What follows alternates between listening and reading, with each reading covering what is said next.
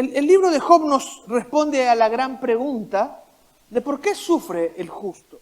¿Por qué el justo enfrenta dificultades? ¿Por qué el justo pasa dolor? ¿Por qué el justo pasa por momentos difíciles en su vida? Básicamente el libro de Job es el testimonio de Dios para tratar con nosotros y guiarnos en la vida, en los momentos que enfrentamos dificultades, que enfrentamos la prueba, el dolor. Como hemos dicho ya en muchas oportunidades, aunque podamos querer tener una actitud positiva, no podemos negar que el justo pasa por momentos de dificultad, que el justo experimenta pruebas, que hay momentos difíciles que enfrentamos en nuestra vida. Y aunque yo puedo cuestionarme a mí mismo y a muchos de nosotros por las actitudes que tenemos al enfrentar las pruebas, y puedo mirar hombres en la palabra de Dios que han tomado una actitud incorrecta en medio de las pruebas, es imposible cuestionar a Job por la actitud que toma ante la dificultad. Job pasa una prueba terrible durante mucho tiempo. Y aunque la Biblia señala en el capítulo 34 y versículo 5 del libro de Job que hay un pecado que lo mantiene a Job en medio de la dificultad, aunque lo señala Job 34:5, no es fácil cuestionarlo a Job por la actitud que toma en medio de las dificultades, porque experimenta una prueba de la cual ninguno de nosotros tiene idea de lo que puede significar o lo que se puede sentir. Job pasó una prueba de tal magnitud que ciertamente ninguno de nosotros hemos experimentado. Por ejemplo, en un solo día Job perdió a todos sus hijos. En un solo día Job quedó en la absoluta pobreza y finalmente al otro día Job perdió toda la salud. Todo esto en 2 días. El primer día, con un rayo que cae del cielo, Job pierde a sus hijos. Con un torbellino, luego una tormenta, Job pierde todas sus riquezas. Y al día siguiente, Job pierde su salud. Y en esta condición, Job mantiene firmeza ante Dios y aún alaba a Dios y aún adora a Dios.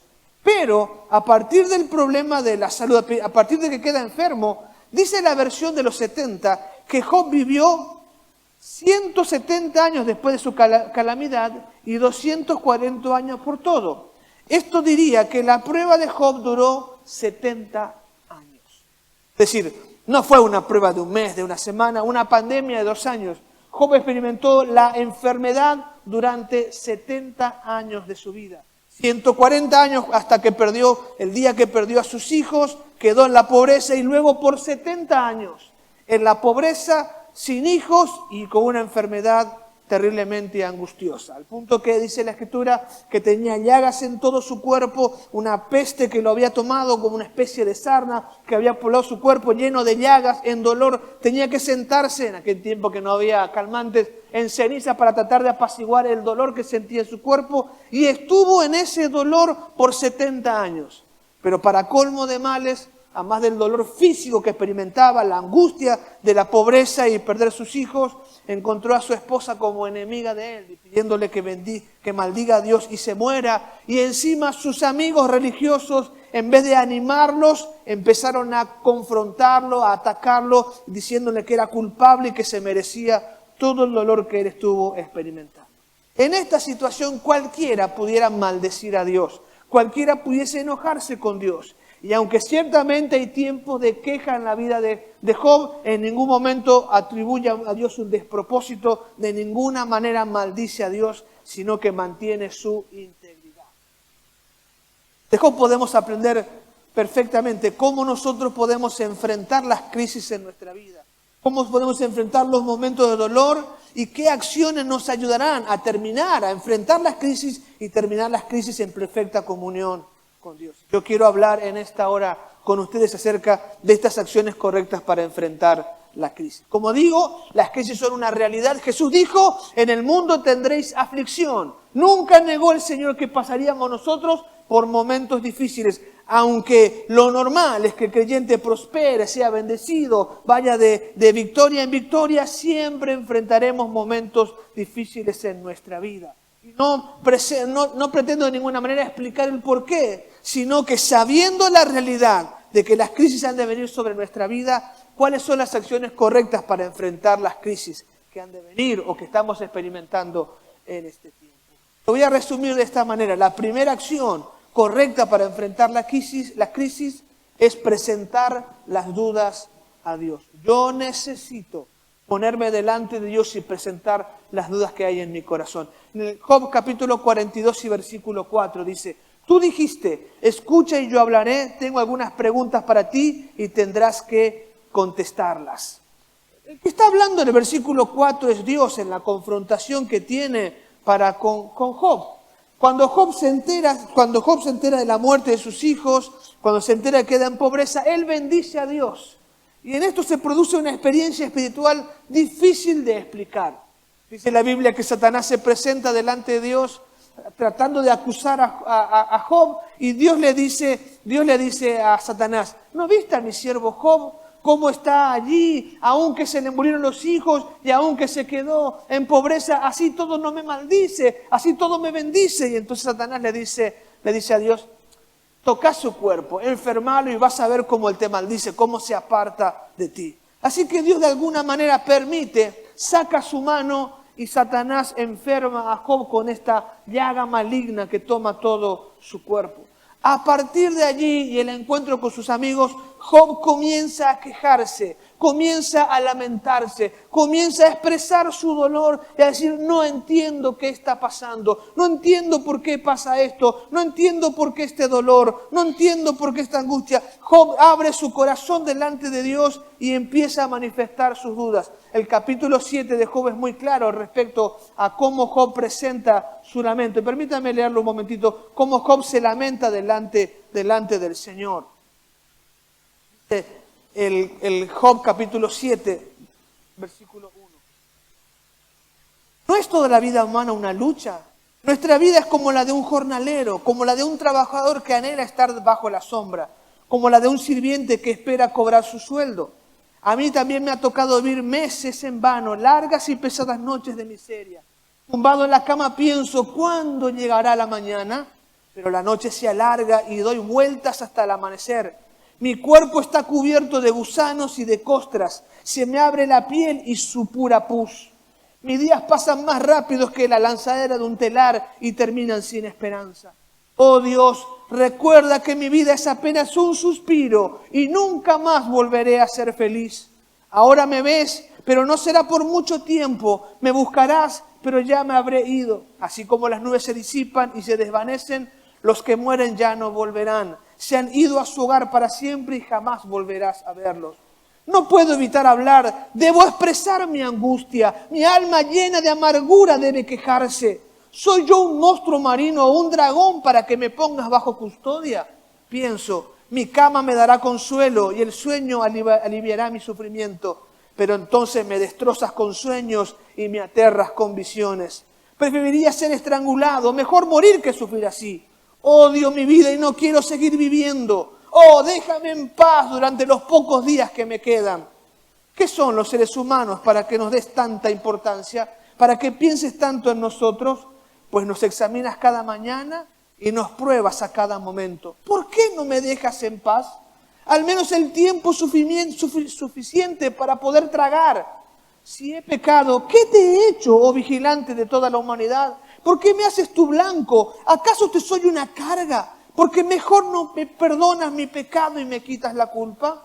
Pues pronto me acostaré en el polvo y allí moriré. Cuando me busques, me habré.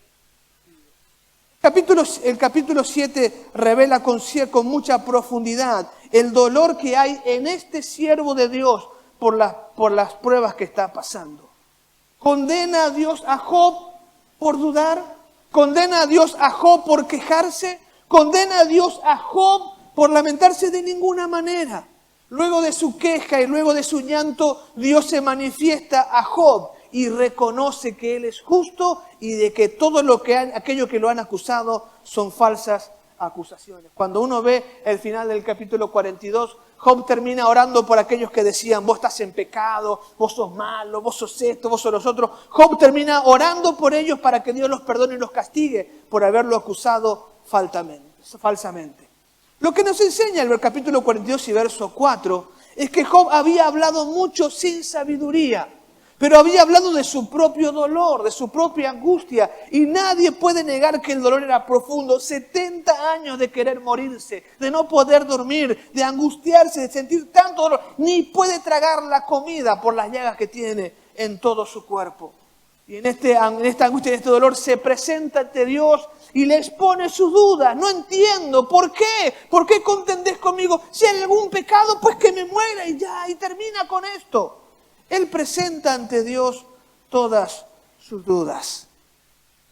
El apóstol San Pablo nos enseña en 2 Corintios 12 que él clamó a Dios para que Dios quitase el dolor que había en él, el aguijón en su carne, y que Dios le dijo, bástate mi gracia porque mi poder se perfecciona en tu debilidad. Lo que quiero señalar es que él se animó a acercarse a Dios, decirle, ¿por qué me está pasando esto? Esto me duele, esto me angustia, no lo soporto. Y así encontramos en la Escritura que el mismo Señor Jesús rogó aquella noche, si puedes, pasa de mí esta copa. Y estando en la cruz y cargando el pecado de la humanidad, le dijo el Señor, Dios mío, ¿por qué me has desamparado? Yo quiero decirte que una actitud correcta ante las crisis es que vayas a Dios y abras tu corazón y le expongas todo lo que está en Él, en tu corazón delante de Él. Ciertamente tenemos dos extremos en la iglesia respecto a la prueba y a la lucha, a la dificultad. Están aquellos que están diciendo, ¡ay, todos los creyentes van a sufrir! Y todo el día hablan de sufrimiento y angustia y dolor, y ¡ay, hay que sufrir! Y ahí sufriremos y seguiremos sufriendo. Y por otro lado están aquellos que dicen, no hay prueba, no hay fuera, reprendo, eso no me toca, eso no es para mí, fuera. No, y todo el día hay que hacer confesiones positivas. A mí no me va a pasar, la plaga no tocará mi morada. Y no entendimos qué pasó en la pandemia, que la plaga tocó la morada, ¿verdad? No entendimos dónde quedó el Salmo 91. Están aquellos que rechazan todo aquello. Pues ciertamente yo no debo andar todo el día llorando por los rincones, proclamando y profetizando alguna enfermedad. Pero si esta viene a mi vida, si la crisis llega a mí, si el dolor, si el quebranto llega a mí, yo debo presentarme ante Dios y abrir mi corazón. El autor de Hebreos dice, no tenemos un sumo sacerdote que no pueda compadecerse de nuestras necesidades, sino uno que fue tentado en todo. Acercaos pues confiadamente al trono de la gracia para hallar el oportuno socorro. ¿Qué hacemos en la angustia? ¿Qué hacemos en el dolor? Nos acercamos a Dios y lloramos, desparramamos nuestro corazón, le decimos, me duele, no entiendo, no comprendo. Y sepa que el Señor podrá entender, empatizar con nuestro dolor y traerá palabra a nuestra vida. Pero no dudes. Es más, lo primero que necesitas hacer ante la angustia, ante el dolor, ante la incomprensión de lo que pasa, es doblar rodilla ante el Señor y derramar tu corazón. La palabra de Dios sigue diciendo, tenemos un sumo sacerdote que puede compadecerse de nuestras debilidades. Así que actúa de esta manera. No niegues la prueba. No niegues la realidad.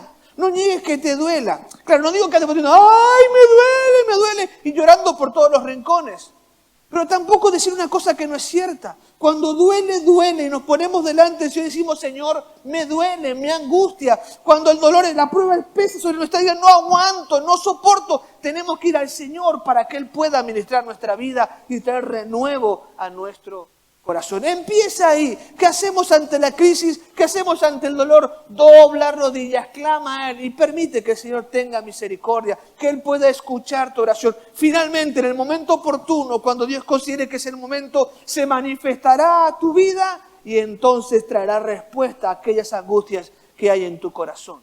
No tomemos una teología equivocada de negar el dolor o la angustia, sino que la enfrentemos de la manera correcta, poniéndonos delante de Dios, presentando a Él nuestro dolor. Otra acción que debemos practicar es reconocer nuestra finitud, versículo 3. Tú preguntaste, ¿quién es este que pone en duda mi sabiduría con tanta ignorancia? Soy yo, y hablaba cosas sobre las que no sabía, cosas demasiado maravillosas para mí.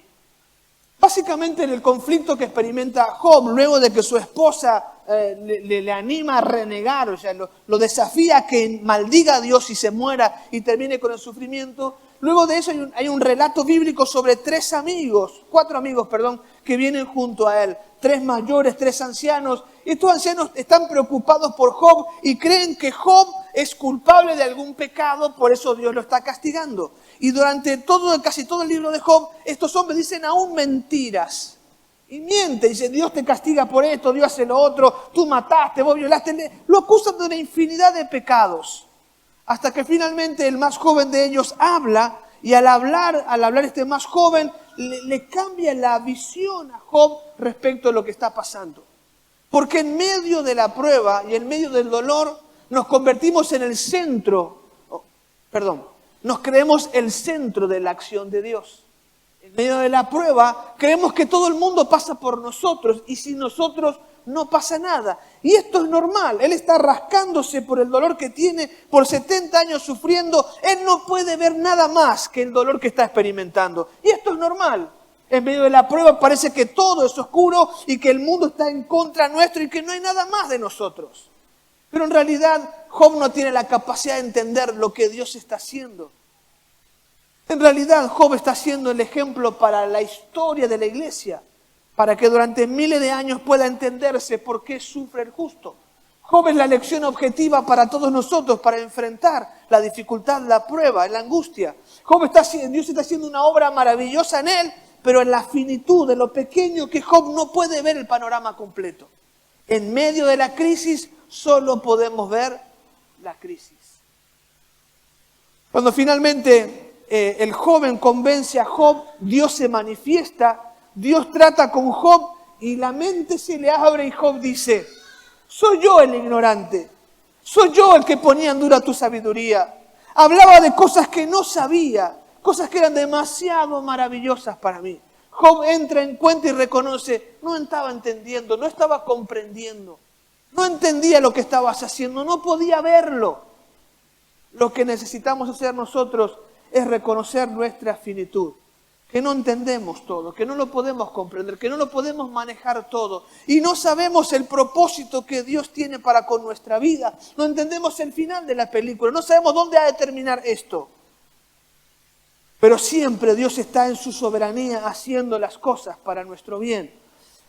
Más adelante, pasados miles de años, Dios dice en su palabra, a los que aman a Dios, todas las cosas les ayudan a bien. Claro, ese texto es más fácil decirlo que vivirlo. ¿Sí? Cuando la enfermedad toma nuestro cuerpo, es difícil decir, esto es para bien. Pero esa es la realidad. No tenemos el panorama completo, no sabemos cómo ha de terminar esta historia, no tengo la menor idea porque Dios ha permitido estas circunstancias sobre mi vida, pero Dios es soberano, Dios es poderoso, es demasiado maravilloso, es increíblemente incomprensible para que yo pueda contender con Él o menospreciar la experiencia que estoy pasando. Lo que necesito decir es, Señor, no entiendo, no comprendo, Dios, pero vos sí comprendes. Yo no sé qué estás haciendo, Dios, pero aquí estás. Antes de conocer al Señor, antes de entrar en el camino del Señor, hubo dos personas que tímidamente compartieron conmigo el Evangelio, pero muy tímidamente. De las dos personas, ninguna estaba plenamente convertida. Era un ex compañero de colegio que lo encontré a la salida de una campaña de Carlos Anacondia en el cruce José Paz en Buenos Aires. Me dijo que venía a esa campaña evangelística porque su mamá se había sanado. Él no se había convertido, pero su mamá se había sanado y que por eso venía a la campaña evangelística. Luego, un tiempo después, ya cuando mi novia estaba embarazada, poco antes de casarnos, me encontré con un joven que me dijo, yo estaba en las drogas, estoy empezando en una iglesia y vos sabés que da gusto. Fue toda la predicación del Evangelio que tuve hasta que vine a Paraguay. Una noche, en medio de una crisis, llorando a moco tendido, me preguntaba a mí mismo, porque no tenía una idea clara de Dios, ¿para qué vine a este país? ¿Para qué vine aquí? ¿Qué estoy haciendo acá? Y pensaba todo lo que yo tenía planeado en mi juventud, lo que iba a hacer con mi vida, y me encontraba en un país extraño, sin trabajo, en pobreza, en conflicto matrimonial, y no entendía para qué estaba en este país. Créanme que con el tiempo he empezado a entender que Dios tiene propósitos para mi vida. Cuando lo veo a usted ahí quejándose por todo lo que tiene que hacer en la iglesia, digo, acá está, ¿verdad? Cuando los veo ahí, esas grabaciones, esos videos, digo, Dios tenía planes para mi vida. Pero aquella noche no tenía sentido. 21 años, frustrado, angustiado, teniendo pensamientos suicidas. No tenía sentido, porque era finito. No podía comprender que había mucho trabajo que Dios tenía que hacer con mi orgullo para hacer de aquel joven un pastor que pudiese ministrar, cuidar a su pueblo, que pudiese hablar su palabra. En mi finitud me quería quitar la vida. En su misericordia Dios me presentó su propósito y cambió mi angustia y me llevó a tiempos de victoria, a una vida con propósito. Entonces hoy no puedes entender qué está pasando. Yo sé que duele y no puedo negar porque en medio de la prueba duele y es imposible entender el final de esta dificultad.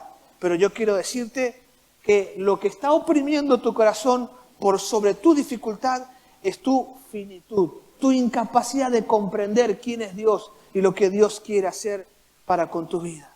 Solo podemos decir hoy, a los que aman a Dios, todas las cosas les ayudan a Dios. Es lo que podemos decir hoy.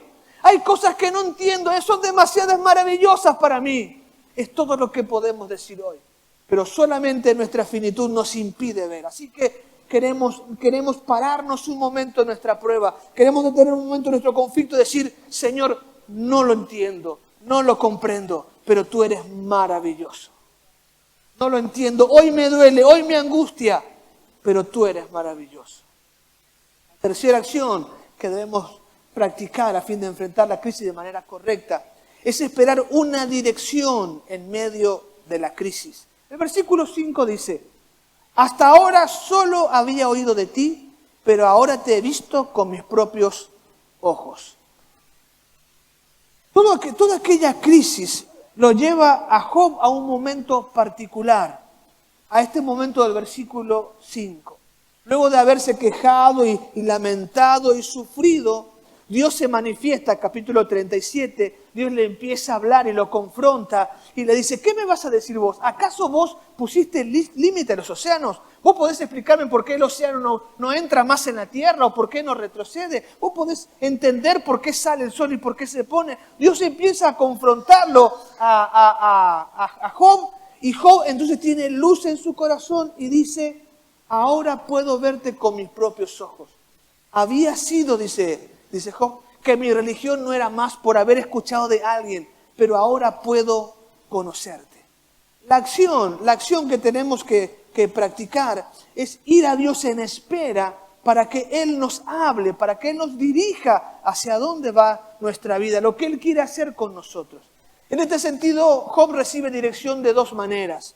Por un lado, por aquel joven que le habla, hasta el capítulo 37. El joven que le habla y le confronta y le dice, esto está pasando, Job. Dios está muy alto, Dios es muy grande, no lo podés comprender. Dios sabe lo que está haciendo. Es decir, a través de una persona, Dios trae dirección a Job para que corrija sus pensamientos. Este joven despierta el corazón de Job y entonces hay otra dirección de Dios que se manifiesta. En un torbellino, Dios empieza a hablarle y al hablarle le explica que está confundido en su razonamiento, que no ha entendido los propósitos que tiene y le dice luego lo que tiene que hacer para salir de la crisis.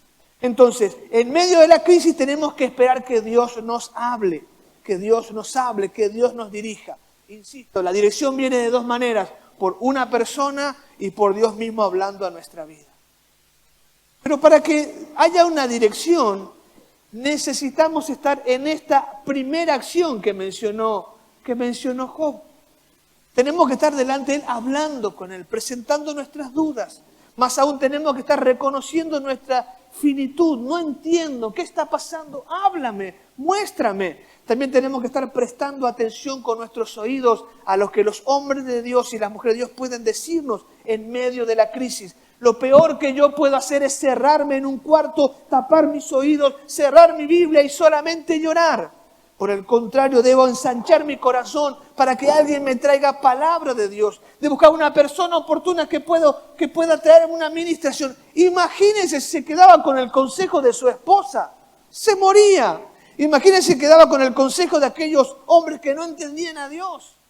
Seguiría en su dolor, pero escuchó a un hombre que traía palabra de Dios para su vida y luego Dios mismo hablándole y cambió toda su teología, cambió todo el pensamiento que tenía este varón. Yo quiero decirte, quiero afirmarte esto con certeza, Dios va a hablarte, Dios va a ministrarte. Cuando Pablo se presentó ante Dios en la angustia, Dice, le pedí a Dios 3 veces y Dios me dijo a mí, bástate mi gracia. Dios le habló a Pablo respecto a esta dificultad.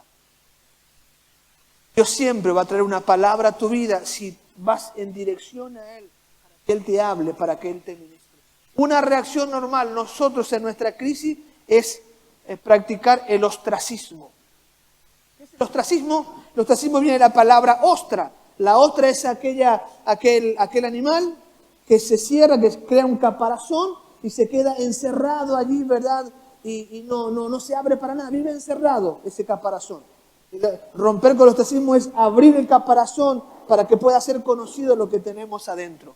Nuestra reacción normal en la angustia, en la crisis, es encerrarnos, practicar el ostracismo, alejarnos de todo. Nos alejamos de la iglesia, nos alejamos del GPO, nos alejamos del consejero. No queremos hablar con nadie, no queremos hablar con el pastor. El pastor dice, hablana con un psicólogo. No quiero contarle a nadie. Nos encerramos, no queremos hablar con nadie. Y si no queremos hablar con nadie, no hemos de tener dirección para nuestra vida. Cerramos nuestra Biblia, renegamos de Dios, nos enojamos con Él. Pues tenemos que hacer todo lo contrario. Tenemos que ensanchar nuestro corazón. Claro, no vamos a contarle a todo el mundo el problema, pero buscaremos hombres y mujeres de Dios al que podamos compartir nuestras experiencias, nuestros sentimientos, nuestros dolores, a ensanchar nuestro corazón con alguien que tenga una palabra oportuna para nuestra vida. Pero por sobre todo, abrir nuestro corazón a Dios para que Dios nos hable, para que Dios ministre nuestra vida. Tal vez tengamos que practicar el ayuno, que practicar una lectura más intensa de la palabra, que practicar más tiempo de vigilia, pero tenemos que ir a Dios para que Él trate con nuestra vida, para que Él nos saque del medio de aquella crisis. Finalmente, hermanos queridos, la cuarta acción es corregir nuestras actitudes. El versículo 6 dice, me retracto de todo lo que dije y me siento en polvo y ceniza en señal de arrepentimiento. Cuando finalmente Job logra entender que esta prueba tenía que ver con su finitud, que Dios le habla acerca de su condición y los propósitos que tiene para con él, Job rápidamente practica el arrepentimiento. Y dice, me retracto de todo lo que dije y me siento en polvo y ceniza en señal de arrepentimiento. Si usted lee lo que dice Job, en realidad Job está diciendo, ¿por qué me castigas? ¿Por qué me pasa esto? Es todo lo que él dice. Porque él no maldice a Dios. Él simplemente trata de decir, yo no pequé, yo no hice eso que están diciendo, porque los hombres le acusan de pecados terribles. Yo no he hecho nada, yo no he hecho nada. No, pasa Job que vos te aprovechaste del huérfano y de la viuda, le robaste, le acusan de un montón de pecados. Él solo se defiende, no, yo no he hecho eso. Se defiende y dice a Dios, ¿por qué estoy pasando esta prueba?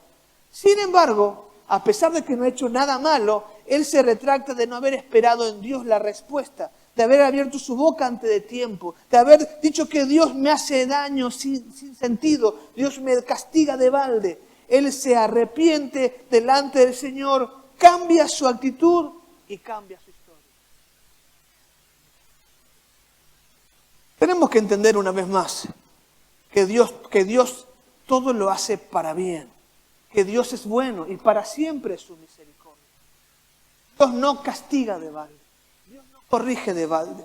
Dios no anda con un látigo para castigarnos y hacernos sufrir por cada error que cometemos. Este no es el Dios que presenta la palabra del Señor. Y tenemos que entender que Dios tiene amor para manifestar a nuestra vida.